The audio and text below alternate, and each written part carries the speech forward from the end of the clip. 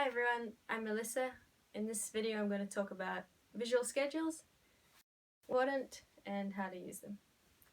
So we know from the research that many people with disabilities are visual learners. A lot of people we support struggle with instructions that are only verbal. Words come and go, but pictures are permanent. Pictures can be transported. So a person could have their own schedule and take it from setting to setting. Visual schedules increase how predictable a person's day is, which then decreases their anxiety.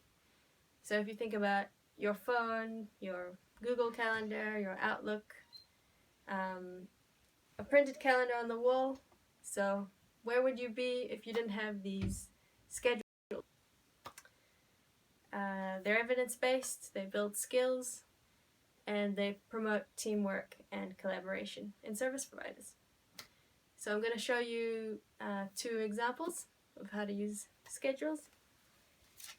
So I've got the schedule. The first thing I do is present it and go from left to right. So I talk to the person I'm supporting. So first we're going to wash our hands, then we're going to have lunch, then we're going to wash our hands, and then we're going to collect some firewood. So relevant example for today, lots of hand washing. Then we come back to what we're doing now. Okay, first we're going to wash our hands.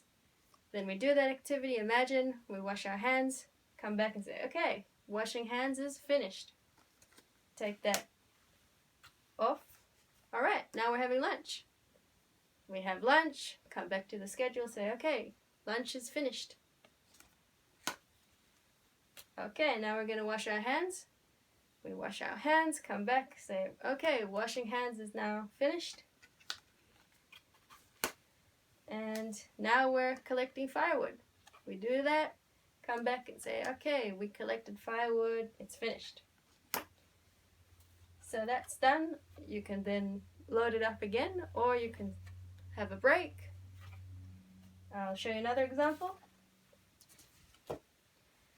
So, okay, first we're going to go for a walk, then we're going to wash our hands, then we're going to have dinner, then we're going to play the bubble game. So, now we're going for a walk. We do that activity, come back and say, okay, walk's finished. Alright, now we're washing our hands. Do that together. Okay, come back, say, washing hands is finished. Now we're going to have dinner. We do that. We come back and say dinner is finished. Now we're doing the bubble game, play the bubble game, have lots of fun, and then we come back and say bubble game is finished.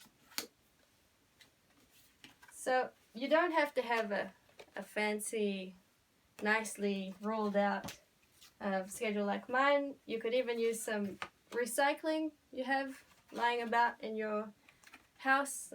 Right now especially, it's difficult to make resources like this, and this works just as well.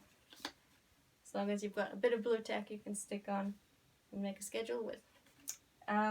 Another thing is, people often say to us, oh, but the person is going to rip up visuals or flush them down the toilet or throw them out the window, something like that. So what you can do is have somewhere where you put your all done activities, whether that's something more secure like a zip folder like this, or some people even have a zip bag that they walk around with.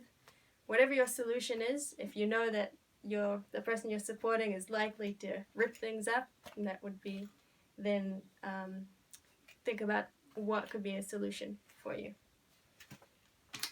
So in summary, many people we support are visual learners.